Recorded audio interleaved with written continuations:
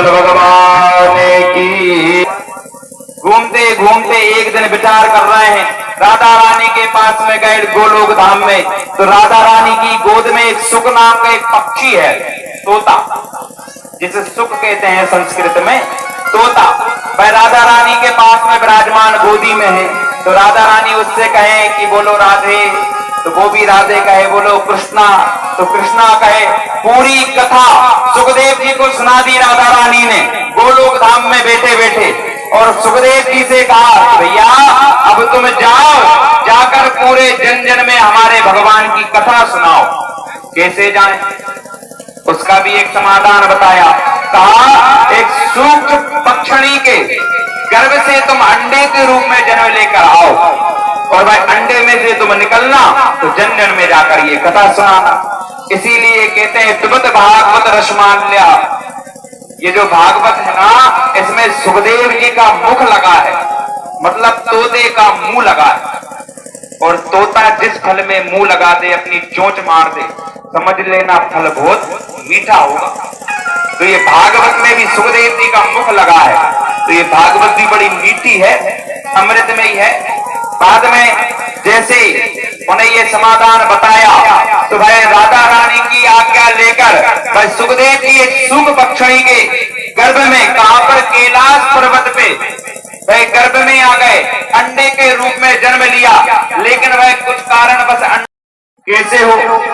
नारद जी ने कहा ये तो तभी होगा जब हमारे भोले बाबा माता पार्वती को अमर कथा सुनाएंगे, तब जाकर ये काम हो पाएगा। बेटे बेटे विचार कर रहे हैं क्या करें क्या करें क्या करें। नारद जी ने कहा देखो, राम जी में सीता जी में तो हमने खूब लड़ाई करवाई, गणेश जी में रिद्धि सिद्धि में भी करवाई, और नारायण और लक्ष्मी में भी करवाई, और राधे और कृष्ण में भी खूब लड़ाई करवाई नारद जी ने। लेकिन सोच रहे हैं कि भोलेनाथ और माता पार्वती में अभी तक लड़ाई नहीं हुई, तो कुछ ना कुछ तो करना पड़ेगा।